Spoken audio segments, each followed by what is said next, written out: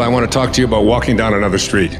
And this other street is a street in which you have an awareness that not only do you have a physical body, but you have come to believe that this physical body is who you are, and that you have locked yourself into these five senses and decided that whatever evidence they provide for you is how you identify and define your reality. By what I see, by what I hear, by what I smell, by what my life looks like, by how much money I have, by the stuff that I possess. And this is the world of the ego, and this is the world of the false self. The false self is the ego. The ego is the part of us that has come to believe that who I am is defined by these six things. Who I am is what I have. And so we spend a big hunk of our life attempting to get as much stuff as we possibly can. The Tao teaches something very different. Let go of everything you have. Ego teaches us you are what you have. The Tao teaches us let go of everything that you have.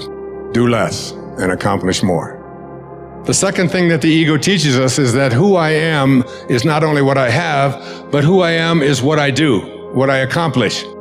And so we spend a big hunk of our lives believing that the way that we become, quote, successful, happy, fulfilled, self-actualized, whatever it might be, is on the basis of what I accomplish, what my resume looks like, how many promotions I get. And so we send our children off to school and we ask them to learn to identify themselves on how much they get and what they accomplish.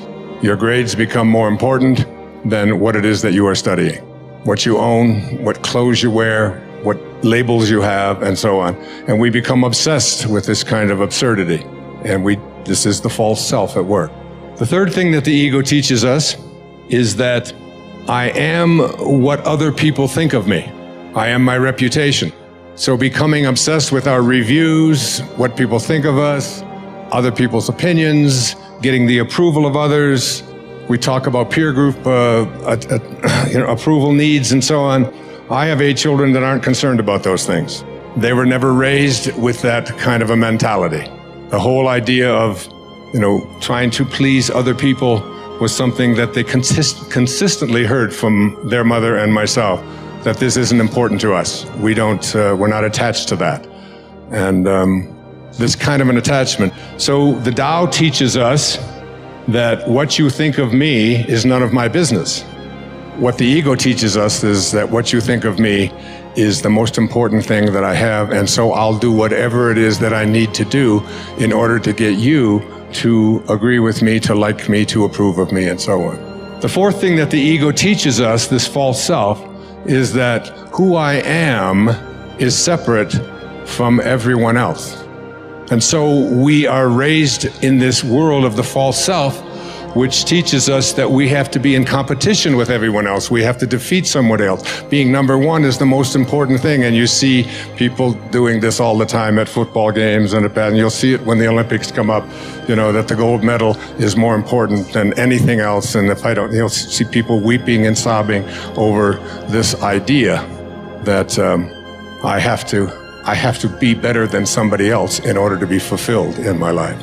The fifth thing that the ego teaches us is that I am separate not only from everybody else, but that I am separate from what's missing in my life. The Tao teaches us that there is no place that God is not. If there is no place that God is not, then God must be in you.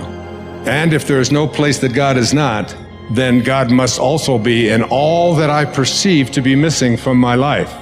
And therefore, in order to become a manifester and to attract into my life what I want, I simply have to realign myself. I have to rejoin. I have to yoga myself to God. And the most egregious error of the ego is a belief system that says that who I am is separate from God, that God is something outside of me. We have not been raised to understand and believe that at our basic core, what Lao Tzu called our original nature, what we are is love. And all we have to do is be that and live that. There was a great Indian poet. His name was Rabindranath Tagore, and he received the Nobel Prize for Literature in 1913 for a collection of poetry called the Gitanjali. And in that poem, that long poem, 90-some verses, one of those verses says this. He's speaking of the ego. He said, "I went out alone on my way to my tryst. But who is this me in the dark? I step aside to avoid his presence, but I escape him not. He makes the dust rise from the earth with his swagger. He adds his loud voice to every word I utter. He is my own little self, my Lord. He knows no shame, but I am ashamed to come to thy door in his company." That's a great poet, and that's a great piece of truth, that in order to get to this place, I speak about, that Maslow spoke to me about and trained me to think about, called self-actualization, is that we have to stop evaluating who we are on the basis of those ego identifiers, and instead begin to see ourselves as divine love. Reality is one wholeness. It includes all subjects, all objects, and all modes of knowing. What we have access to is a human mode of knowing. In my book, Metahuman, I talk about the butterfly, the painted lady, who smells the world through her antenna, tastes the world through her feet, sees the world with 30,000 lenses that move like a kaleidoscope, hears the world through her wings. What is reality to that little species? Some insects see the world 360 degrees, because they have these what we call complex eyes with multiple lenses. You can only see within a certain range, but there are insects that can see 360 degrees.